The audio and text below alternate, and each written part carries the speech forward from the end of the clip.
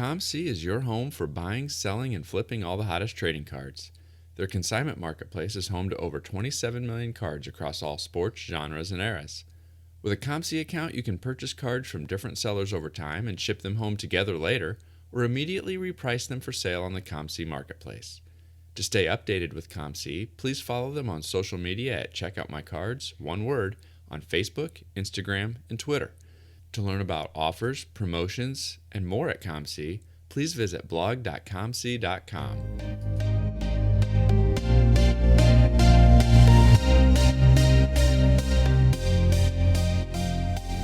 You're listening to the WaxPackHero Sports Card Minute, a podcast where we discuss both the hobby and business sides of collecting. I'm your host, Mike Sommer, and I want to help you buy, sell, and trade your way into a collection you'll love. Hello, everybody, and welcome to another episode of the WaxPackHero Sports Card Minute. Today, I want to talk a little bit about, collecting differently than others. Us collectors, we find ourselves in situations where we can't help ourselves. We've got to collect something. And over the last few years, we've talked countless times. There's no shortage of content out there talking about how the prices and availability of the more traditional cards have gone up, or you just can't find them sometimes. Especially if you want to buy packs, right? Or even if you want to collect individual players, the prices of a lot of individual cards have gone up as well, sometimes out of range of what you're willing to spend on a sport. But you still have this desire to collect. So what are you going to do in that situation? Sometimes we've got some people who give up, and despite that desire to collect, they step away from the hobby. They decide that they no longer want to participate in the hobby, but others have moved on to other sports. And first we saw a rise in some of those fringe sports that were just on the outskirts of the collecting base. They had a tradition of cards. There were regular cards produced, but they just didn't have the mainstream popularity, right? And so we saw people move into wrestling, and we've seen wrestling cards rise tremendously over the last few years. One of the other fringe sports that has had cards for the last 20 years or so is Nascar. And we saw Nascar go from being one of those products where you could buy wax on clearance at the big online retailers pretty much every year. It was a guarantee that it's going to come out at MSRP, and within 3 or 4 months, you're going to be able to get it on clearance at these places. And that's not the case anymore. You saw older wax be gobbled up. You see newer wax selling well above MSRP, and NASCAR has kind of stepped into that mainstream tier now. You can't find it nearly as cheap. It's not as expensive as the big sports, but it's definitely not dirt cheap anymore. And so you saw that as a niche product kind of fade away.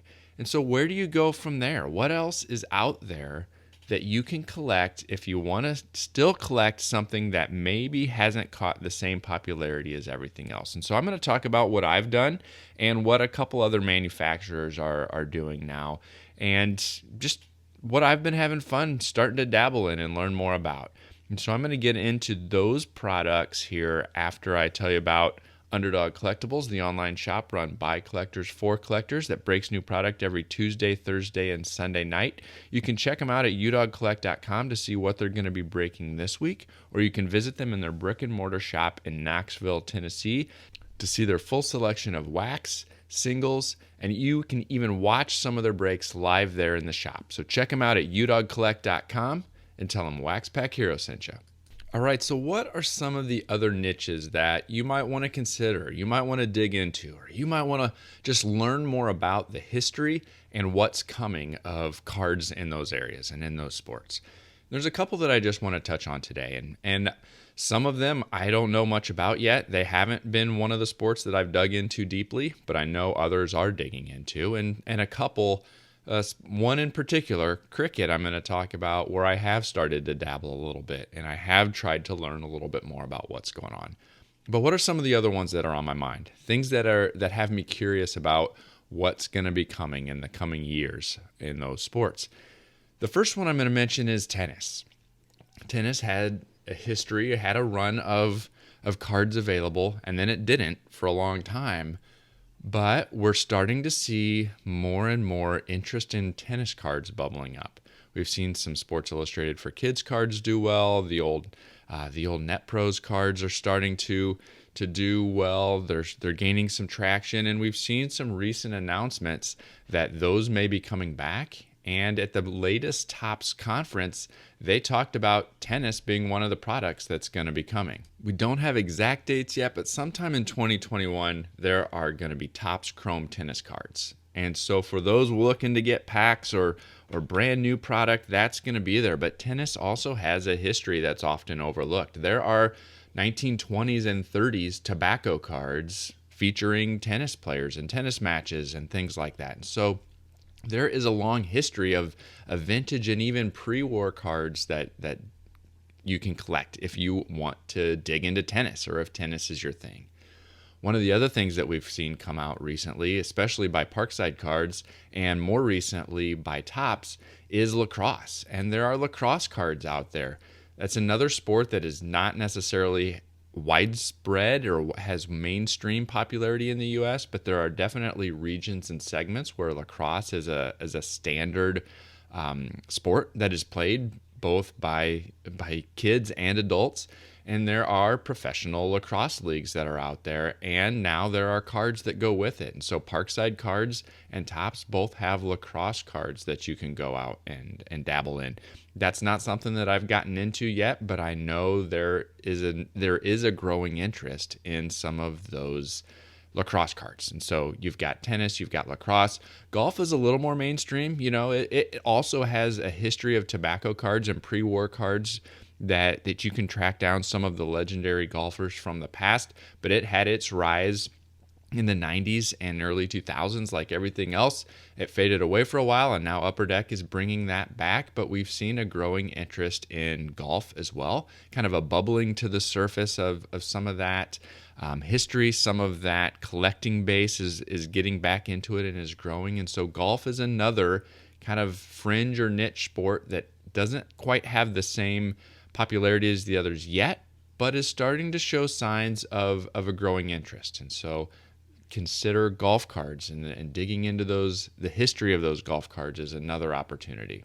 Boxing is another fringe sport that I think is starting to see some interest. And it's not necessarily with current boxers. I think the current boxing product is suffering. I think UFC has overtaken boxing as a very popular sport. We don't know as much about current boxers as we did in the past, but there are people who love the history of boxing. And it's another one where you can go back and find a lot of vintage boxing cards of some of the legends, tobacco era, pre-war, vintage. You've got a lot of history there in boxing cards that oftentimes gets overlooked, but there's a growing segment of vintage collectors who are going back and digging into boxing cards. So that's one that if you want to get into boxing, it's not necessarily the new products that are coming out that you'll be able to dabble in, but there's a ton of vintage cards in the boxing realm that you can go back and look at. And so while it kind of doesn't have the same popularity today because of UFC and some of the other things that are more popular today, there is a lot of history to boxing and a lot of historical boxing cards that you can go back and dig into. But now I want to talk about the sport that I've started to dabble in a little bit. And how did I even find out about this? Why did I even start to gain some interest in that? And that is because of Breakout Cards and the session that they did on Hobbypalooza. And they did a whole section on some of these fringe sports. They talked about boxing, they talked about golf, and they talked about cricket. Cricket piqued my interest, and one of the reasons is because I had some friends here locally. We've got a big population of folks who are not from the U.S. that live in our town, and cricket is one of their favorite sports. And so there was a cricket league that several of my friends played in several years ago. I also have relatives in Australia who love cricket. And so cricket had always been kind of a fringe sport that I've never really taken the time to learn. I've watched very little of it on TV, but I know it is a huge sport worldwide. There's a lot of worldwide interest in cricket. And so when they started talking about cricket cards and the history of cricket cards and the history of cricket on that episode of Hobbypalooza, it piqued my interest. I wanted to learn a little bit more.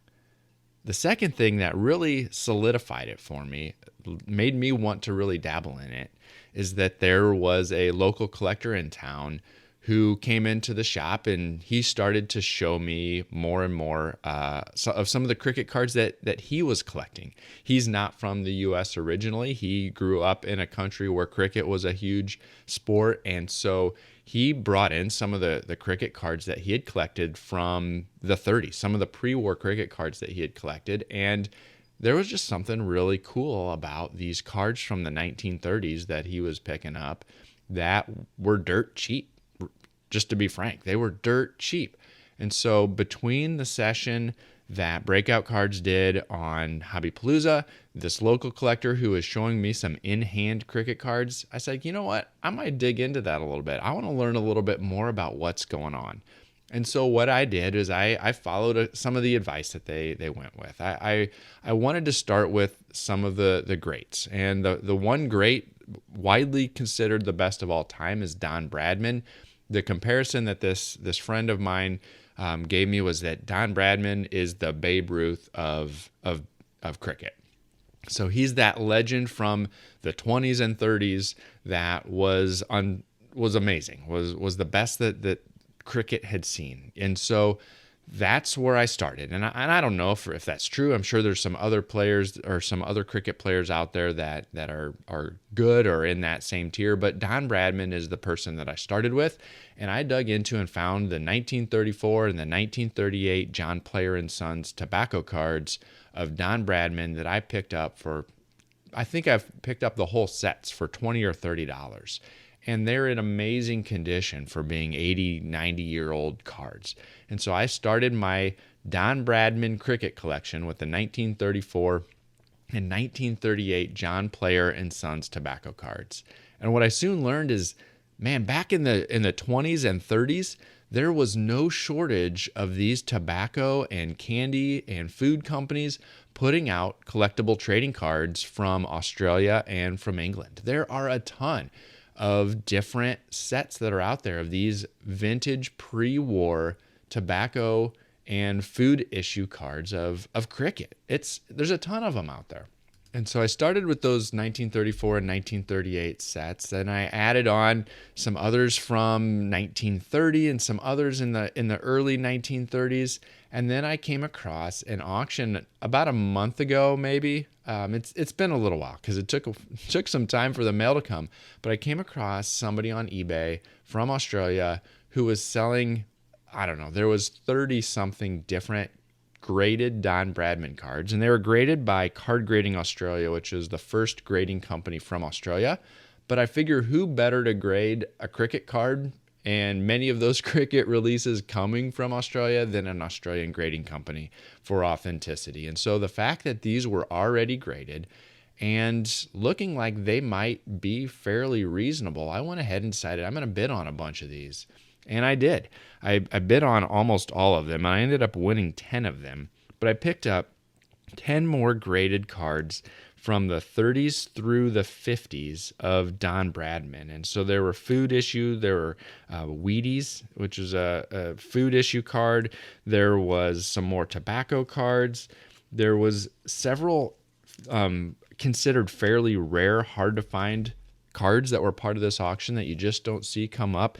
And so I was able to add on another 10 Don Bradman cards from the 30s through the 50s not too long ago. And I think I ended up paying somewhere around $35 shipped. And so these are already graded, pre-war cards, $35 shipped from Australia as an average price per card. And I was pretty thrilled with that. I think that's some cool, unique additions to the collection.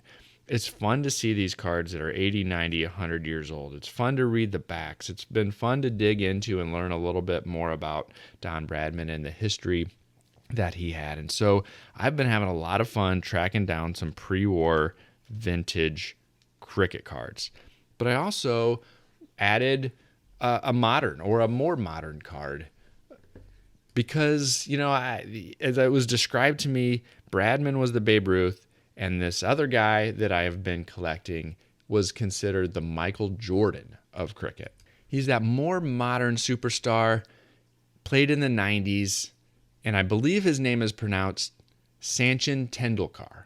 I might have mispronounced that, but that is the way that I've heard it, but it might not be right. But Sachin is considered like the Michael Jordan of cricket, that more modern player that stood above everybody else. And we've started to see some of his cards rise. He has a 1996 Futura card that is considered his rookie card. There's a base version, and then there's an insert parallel version that's serial numbered to 2000. And I picked up a couple of both of those just to dabble in kind of that modern era of cricket as well.